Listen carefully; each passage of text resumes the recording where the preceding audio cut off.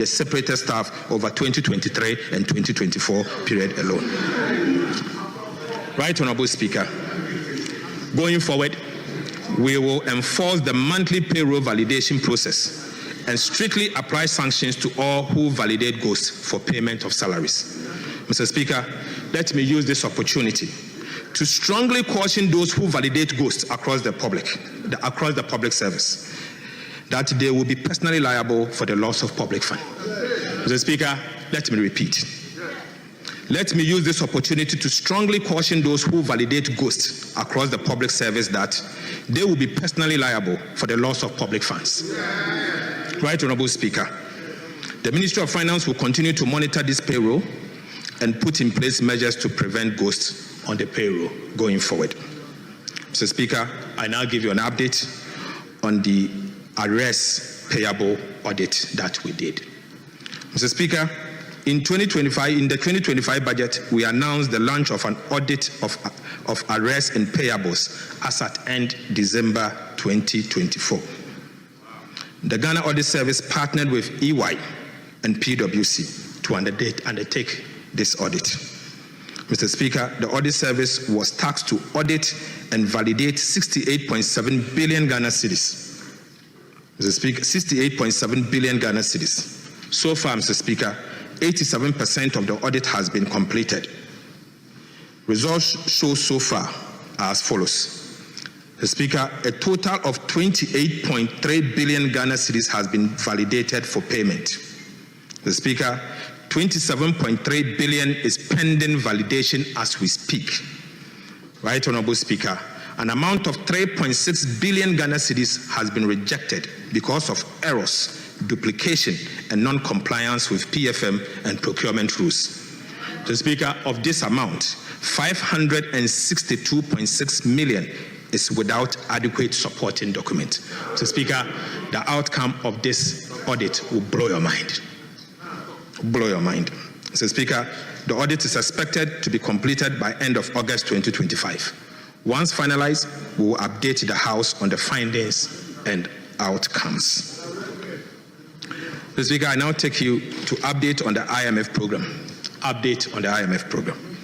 Right, Honorable Speaker, Ghana remains on track on the implementation of the IMF program. A staff-level agreement was reached during the fourth review mission in April 2025, and we received executive board approval on the 7th of July 2025. This unlocked $367 million disbursement, bringing the total disbursement under this program to $2.3 billion. The fifth review, which is scheduled for September 2025, will be based on June 2025 data. Mr. Speaker, I'm comfortable that Ghana is on course to achieve most of the targets for the fifth review. Mr. Speaker, I now take you to public debt development. Public debt development. Right, Honorable Speaker, our commitment to fiscal discipline through prudent debt management and exchange rate appreciation has resulted in a significant improvement in Ghana's debt profile. Public debt reduced from 726.7 billion as at end December 2024 to 613 billion as at end June 2025. Mr. Speaker, Ghana's public debt reduced by 113.7 billion Ghana cedis in 6 months. Mr. Speaker, for the first time in Ghana's history, there is a negative 15.6% rate of debt accumulation. Right, Honorable Speaker, Ghana's public debt to GDP ratio as at end June 2025 was 43.8% from the 61.8% of end December 2024. Mr. Speaker, Ghana's public debt as a percentage of GDP reduced by 18% of GDP in the last 6 months. Ghana's foreign debt as a percentage of total public debt declined from 57.4% as at end December 2024 to 49% by end June 2025. Mr. Speaker, this has significantly improved Ghana's debt sustainability. Mr. Speaker, I now take you to update on debt restructuring. Update on debt restructuring. Right, Honorable Speaker, government remains committed to restructuring our bilateral and commercial debt under the G20 Common Framework. On the 24th of June 2025, the House approved an indicative terms of the Memorandum of Understanding between Ghana and Official Creditors Committee. On behalf of His Excellency the President, I wish to thank this House for swift action, which has enabled Ghana to begin negotiation for the signing of bilateral agreement with each of the creditor countries. We are ready to sign the agreement with two countries as at tomorrow. Mr. Speaker, it is expected that 4 agreements will be signed by close of tomorrow. First, we'll sign with France, and the second will sign with another country yet to be confirmed. Mr. Speaker, on the commercial debt restructuring, we have signed non-disclosure agreement, NDAs, with some commercial lenders, in line with the government's strong commitment to honoring its debt obligation. We have made 2 debt service payments of about $700 million to our Eurobond holders. Mr. Speaker, on the domestic front, government continues to meet its commitment towards the domestic bondholders. For the first half of 2025, a total of 9.8 billion Ghana cedis was paid to coupons to DDEP bondholders, of which 3.6 billion Ghana cedis was capitalized. Right, Honorable Speaker, for non-tendered bondholders, government paid a total of 1.1 billion Ghana cedis. This was the outstanding debt service as at 2024. Mr. Speaker, for the second half of 2025, an amount of 10.2 billion Ghana cedis is due as coupon payment on the DDEP bonds and 724.1 million as debt service for the non-tendered bondholders. It is important to know that government remains committed to honoring its debt service obligation, and therefore we have made sufficient preparation towards the settlement of this debt, and bondholders should not worry, this amount will be paid in due course.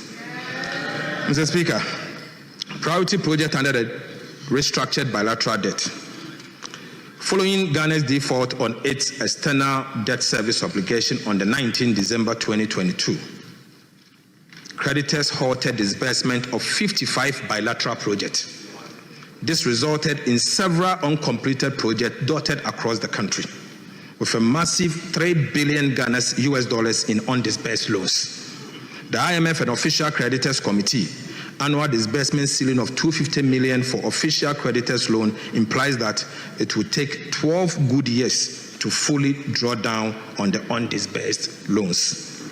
Under the MOU with the Official Creditors Committee, the government of Ghana was required to submit a priority list to accommodate the $250 million annual disbursement ceiling. Right, Honorable Speaker. During the presentation of the 2025 budget and economic policy of government, I informed this House that we will engage to resolve this challenge. Following the extensive engagement, government has submitted a priority list of 24 projects to the OCC and the IMF.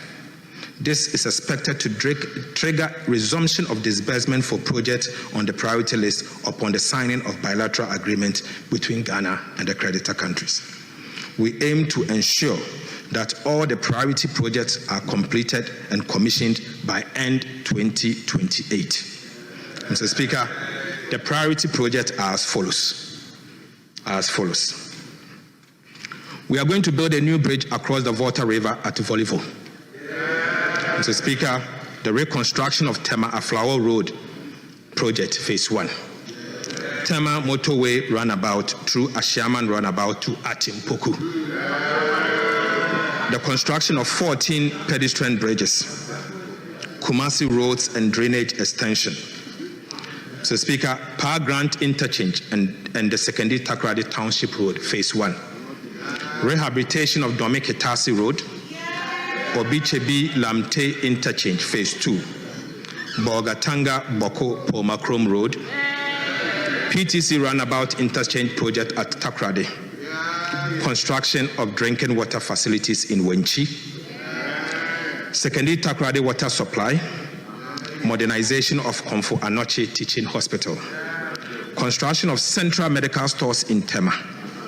Efia Nkwanta Regional Hospital in Takrady.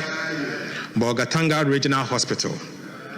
establishment of the University of Environment and Sustainable Development at Bonsu, establishment of 9 state-of-the-art technical and vocational education training center, and, Mr. Speaker, integrated e-learning laboratories in senior high schools.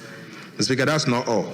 The expansion and development of existing senior high schools, renewable energy program, pilot photovoltaic system, Mr. Speaker, the renewable energy and energy efficiency program, and the construction of Takoradi Market. Mr. Speaker, finally, the Kumasi Central Market Phase 2. Mr. Speaker, the main criterion for the selection of this project was closeness to completion.